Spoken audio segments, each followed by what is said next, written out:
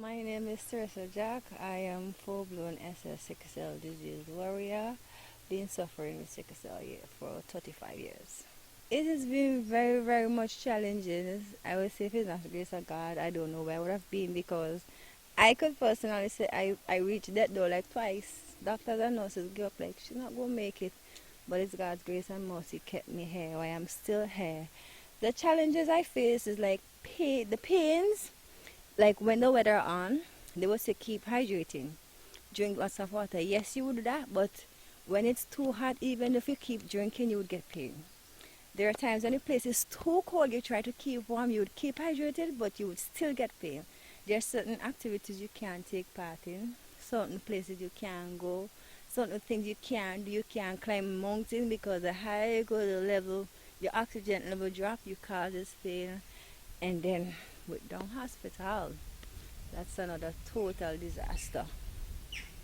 Because sometimes you go, you would meet nice nurses, and you would meet nice doctors. Some just be harsh, some just be mean. All are not the same because you won't meet everybody would be rational to you or harsh to you, and you would meet everybody being nice to you. But some of them, I just don't know what to say. I don't want to make a comment because then I have to go there and they were like, oh, you was on TV saying this and saying that about us, because that's the thing that does happen. Because I remember one time I make a post and the doctor told me like, you're not sick, you can go home.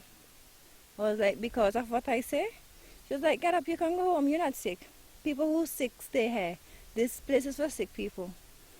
And I was like, okay, and I went home. But the same day I was to readmitted because I was aching that bad. When she came in the morning, she was like, what are you doing back here? And I didn't answer her. Okay, so you said that your life has been hard with both hospital and both challenges. Okay, so tell us, when did you find out that you had sickle cell? It's a genetic disease because my mother have a trait and my father have a trait. But my father is going to say, oh, no, he don't. But both parents have to have a trait in order for the children to born with it like that. But then with my mommy, she would be okay. When it's raining, she would cry out for pain in her foot. My dad, I don't know much about him. And then they don't want to say what this happened to them. That for them, nothing to them. But I know you have to, that's how it is. It's a genetic disease. Both parents have to have a clash in order for the children to pass on. It's not something catchable.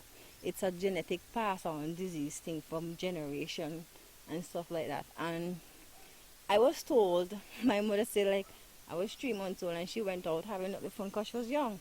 She left with my aunt. When she came back, she made my 2 big thumbs swollen and she asked my aunt, don't you, she called her right there, you bite my child? No, he said so, like something. So he said something would just pick out her 2 big finger and bite on her 2 big finger. My mom said she went to hospital because I was crying. There was no where she put me, I would have been comfortable. I was like crying a lot. And then she said like some months after they did test and they was like, Mom, I'm sorry, your daughter is full-blown sickle cell. And she started asking, where's sickle cell? And when they test she have it. Test my dad have it. But they just keep saying they don't have it. But they do. Because that's how it passed on to me. Because my brother Frederick have it. I have a sister living abroad have it too.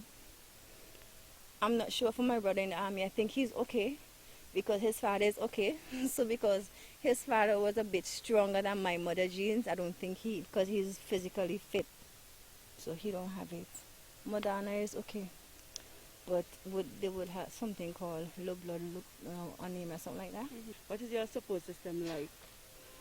I'm being straight up honest with you. I call friends family. Don't feel offended. I call friends family because friends is the one who meet my needs when it comes to medication wise.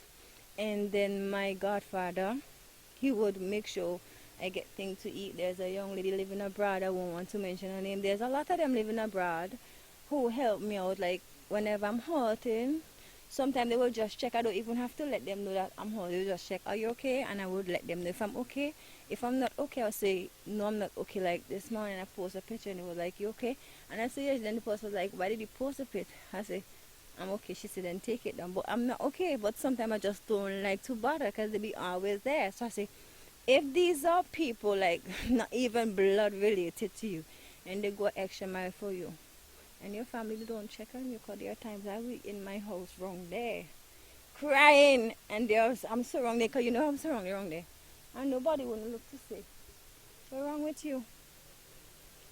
That's how it is. I So, think because it's been so much a year sicking, like they're getting tired. That's how I look at it. Like they're getting tired, they fed up at the up and down and all that. Carlos Williams, I should say thanks to because Lord God, if not for him, I don't know how I would make it. With the strength of God and him, I don't know how I would make it. We just get we basa, but then when you hear sick, I say Carlos is sick and I need your help. He just be there for me. okay, what about the government? I know the government usually support people who not working and who in, you know, sick and unable to do job. Do you have support from the government? No. Okay. People have been asking me to try and ask them. Well, one time my sister went, I won't lie, my sister went to a orange building in town. I forgot the name, but she took my prescription there and they got a letter to go to the pharmacy and she got medication. But me now, I can't do so much up and down because every time I don't want hair there, my back gonna start hurt me, then my foot gonna start hurt me, it makes no sense because sometimes they go, they tell you come back tomorrow, you don't get you end up in the hospital. So sometimes, even though people say go there, because I know I've been trying before, and it's go there, it's like a push wrong and don't go at all. Yeah, I know the doctor told me that sicklers don't normally, you know, live long. So tell me your secret. Why are you still here? And, you know, what are you doing different than others? I don't think I'm been doing anything different from others. I just think it's God timing, and it's God because I've been through so much as I said earlier on, and if it's not God, and I do believe I have a strong belief. People watching and just like, oh, you must go to church, and your body, your heart is church. Your church, your heart is that's where churches belong, and then sometimes I just think of like friends because I lost a friend October. I lost them like year after year, and then there are times when I've been getting so much crisis, like it's very much painful. I would start thinking, maybe I'm gonna die now.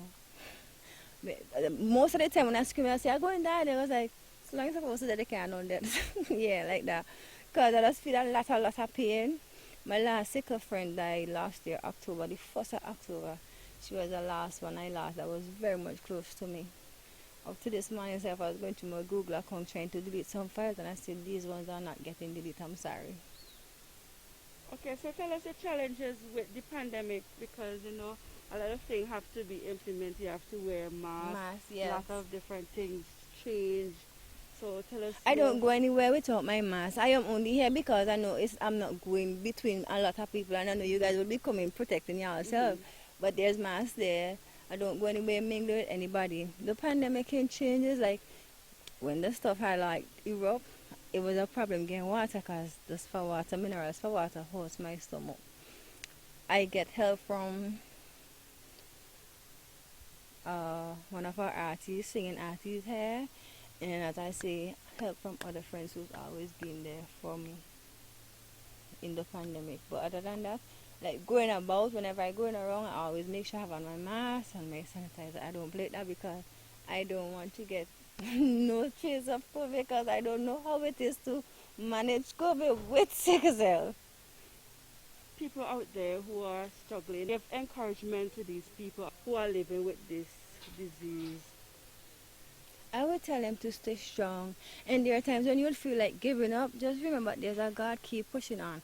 I think it have a lot to do with supportive family. Because if you have supportive family, you would fight on. But sometimes you're hurt and you just feel like, you know what, there's nobody care for me. Just might as well I just give up. What am I fighting for? So just keep pushing on. And sometimes when you feel like there's no one there, always remember that there's a God, and with him, you don't need nobody else. Once he give you a push forward, then you would make it through. So just keep fighting on, stay hydrated as possible. When it's too cold, keep warm. I used to do like a lot of cut out all of that because it takes up your oxygen level and your energy. Because you're in a warm place, you come out to meet a cool place, you're gonna get chill inside, bam, you're gonna think.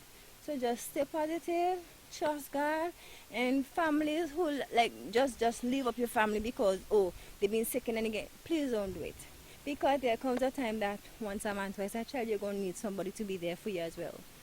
So just keep pushing on, warriors. Don't give up, and always remember that there's a God. Also, do you have to be on a specific diet? Yes, but then with no finance, I can't do it. I eat whatever I can maintain myself with. So tell us about the diet that a sickle is supposed to be on. You're supposed to eat a thing rich in like iron, protein, calcium, zinc, all those stuff, and high fiber. Because of some of the medication we've been placed on to, sometimes you get constipated, so you need things to help you get bowel movement. Because I suffer from bowel movement, have to be using fleet in my time sometimes. I will just stay off the medication, and then when I do that, bam, I get sick. Because if I stay off it, I will go off freely. But once I start taking it just to help with the pain, I get constipated. So, and then you have to be eating fruits and to keep up your vitamins A. You could buy all these things in tablets, but if you get it naturally, it's better. Yeah. Okay. Is there anything else you like to say? You like to reach out? You like to, if people can help you or, anything? Not really. What I like to say is just for the system. Like, the hospital wise to treat us better and stop judging us. Stop looking at us because you could not look at me. I'm hurting now. You can't what you say. But she's smelling quite as she looks. Don't do it because it's not funny. You can't look at somebody and if they're hurting. I remember one time I was getting admitted and I say, on a scale of 1 to 10, how much is your pain? And I tell her ballet because I was like, she's like, you're not having a 10 pain. And the doctor passed across was like, if you get 12 hour pain, you might faint. Don't do that. Get her a bed and get her some medication immediately for me, please. She came back asking me what was the relationship. I said, nothing. Nothing. I don't even know the doctor either. It was the first time I seen him. So, just change towards us and stop judging us. Because we don't have no hatred towards them, but when they come after to us like that, then is when we're going to build a hate towards them. Okay. So we just need them to change and stop judging us and looking at us and like, oh, you could wait. You're not in this stress. And oh, you could hold on. You're not having that amount of pain. Don't do it, please. That's all I'm asking.